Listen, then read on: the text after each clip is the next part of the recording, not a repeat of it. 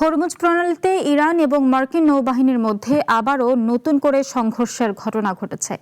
গতকাল হামলা পাল্টা হামলার পর আজ আবারও দুই পক্ষের মধ্যে সংঘর্ষ হয়।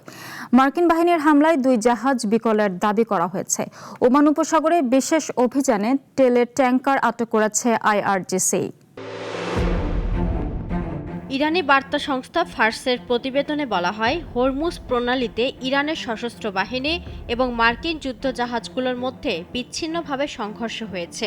ইরানি বার্তা সংস্থা মেহের নিউজ জানায়, ইরানের সিরিকে বিস্ফোরণের শব্দ শোনা গেছে। এটি হরমুজ প্রণালীর কাছে অবস্থিত।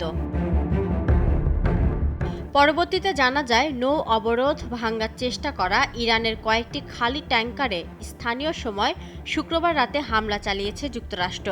ইরানের বিপ্লবী রক্ষী বাহিনী IRGC দাবি করেছে, তারা ওমান উপসাগরে একটি বিশেষ অভিযান চালিয়ে একটি তেলের ট্যাংকার আটক করেছে।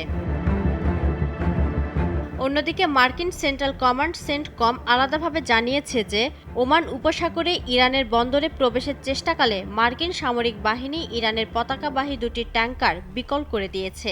এক বিবৃতিতে জানানো হয়, ইরানে আসা যাওয়া করা জাহাজের ওপর যে অবরোধ রয়েছে তা কঠোরভাবে পালন করতে মধ্যপ্রাচ্যে মার্কিন বাহিনী সদা প্রস্তুত। যুদ্ধবিরতি নিয়ে নতুন করে কূটনৈতিক তৎপরতা শুরু হলেও থামছে না যুক্তরাষ্ট্র ইরান উত্তেজনা। হরমুজ প্রণালীকে ঘিরে হামলা ও পাল্টা সামরিক অভিযানের মধ্যে তেহরানের কাছে অন্তর্বর্তী চুক্তির প্রস্তাব পাঠিয়েছে ওয়াশিংটন। মার্কিন পররাষ্ট্রমন্ত্রী মার্কো রুবিও বলছেন, ইরানের জবাবের অপেক্ষায় রয়েছে যুক্তরাষ্ট্র। অন্যদিকে তেহরান অভিযোগ করেছে, যুদ্ধবিরতি ভেঙে আবারও সামরিক অভিযানে নেমেছে ওয়াশিংটন।